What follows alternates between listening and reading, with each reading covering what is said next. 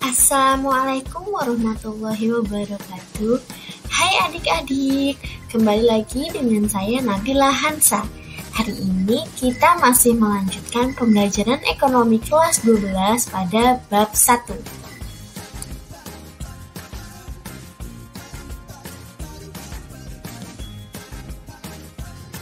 Hai, selamat pagi Ocha.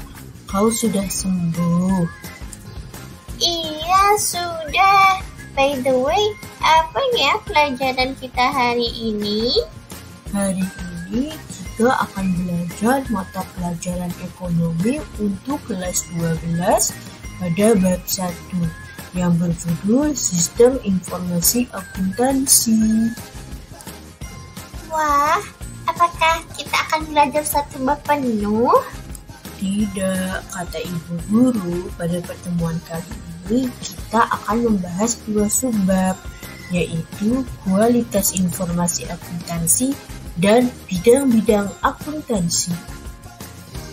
Selamat pagi anak-anak, apa kabarnya? Pembelajaran hari ini kita mulai ya. Dalam pembelajaran hari ini kita akan mempelajari 2 subbab, yaitu yang pertama kualitas informasi akuntansi dan yang kedua adalah bidang-bidang akuntansi. Informasi akuntansi yang disajikan akan bermanfaat bila memenuhi beberapa kriteria atau standar. Kriteria ini umumnya dijadikan sebagai acuan dan penunjang loh dalam membuat informasi akuntansi yang akan disajikan. Kriteria ini harus ada dalam setiap informasi sebagai poin penting dalam pengambilan keputusan.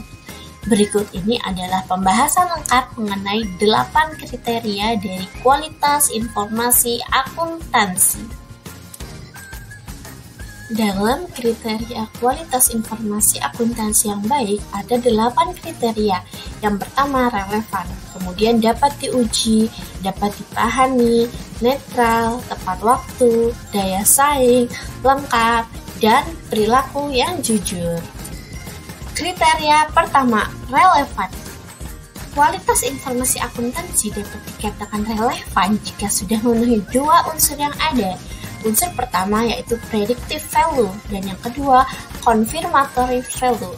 Relevan artinya informasi tersebut dapat mengurangi ketidakpastian, memperbaiki kemampuan pengambil keputusan untuk membuat prediksi, dan juga mengonfirmasikan atau memperbaiki ekspektasi atau harapan sebelumnya. 2. Dapat diuji.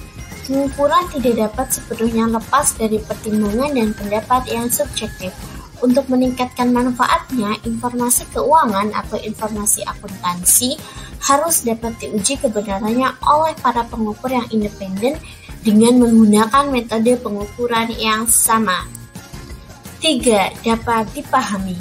Informasi akuntansi harus dinyatakan dalam bentuk dan menggunakan istilah yang disesuaikan dengan batas pengertian atau pengetahuan si pemakai informasi, sehingga informasi akuntansi tersebut dapat dipahami oleh mudah oleh si pemakai. 4. Netral. Laporan keuangan atau informasi akuntansi diarahkan pada kepentingan umum dan tidak bergantung pada kebutuhan pihak tertentu. Jadi semuanya sama. 5. Tepat waktu. Informasi akuntansi hendaknya diberikan sedini mungkin atau seawal mungkin agar dapat digunakan sebagai dasar pengambilan keputusan ekonomi suatu entitas ekonomi. 6. Daya banding. Setiap laporan keuangan akuntansi perusahaan harus bisa dibandingkan antara laporan satu dengan yang lainnya. Baik itu misalkan laporan perbedaan perusahaan tahun ini dengan tahun sebelumnya, atau perbedaan dengan perusahaan lain pada satu periode yang sama. 7. Lengkap. Informasi akuntansi dikatakan lengkap jika tidak menghilangkan aspek-aspek penting atau yang dibutuhkan dari kejadian yang merupakan dasar masalah atau aktivitas yang diukurnya atau yang dihitung pada informasi tersebut. Terakhir, kriteria ke-8 yaitu jujur. Informasi akuntansi yang jujur akan menggambarkan setiap transaksi atau peristiwa lainnya dalam perusahaan dan disajikan secara wajar atau tidak dibesar-besarkan. Nah, anak-anak, itulah tadi pelajaran kita di subbab yang pertama, yaitu kualitas informasi akuntansi. Untuk pembelajaran subbab kedua yang berjudul bidang-bidang akuntansi, Ibu akan menayangkan video dari salah satu orang yang sangat keren kepada kalian. Silahkan disimak ya. Hai, selamat pagi semua.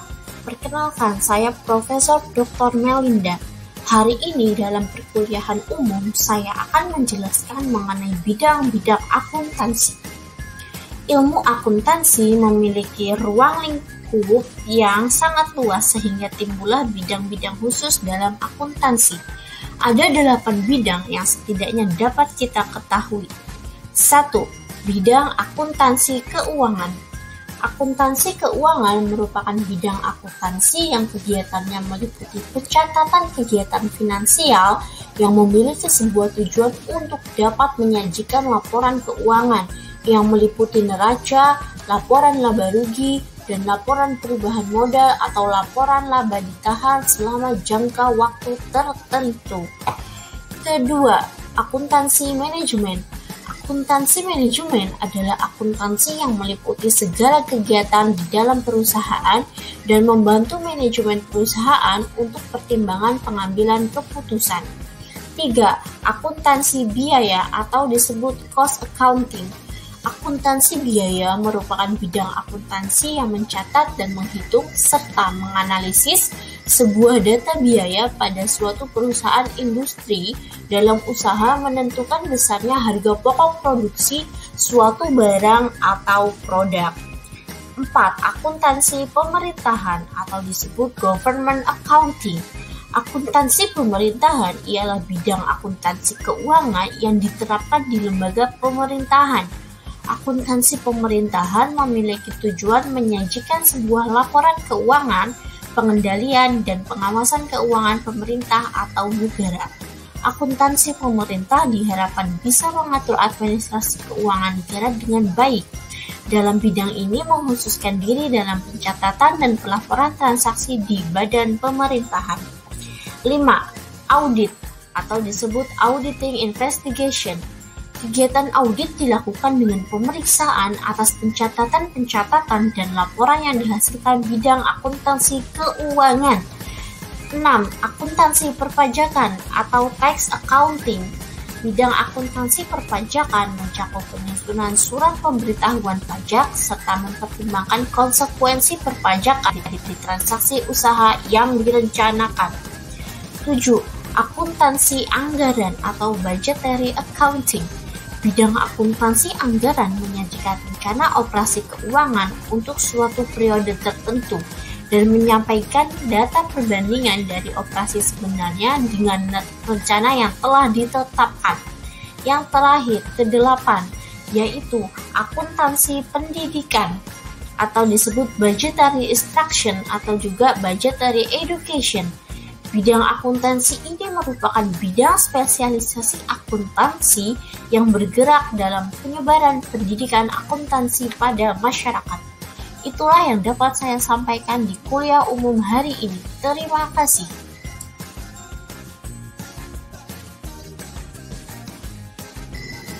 Nah, itulah pematerian mengenai bidang-bidang akuntansi oleh Profesor Dr. Melinda.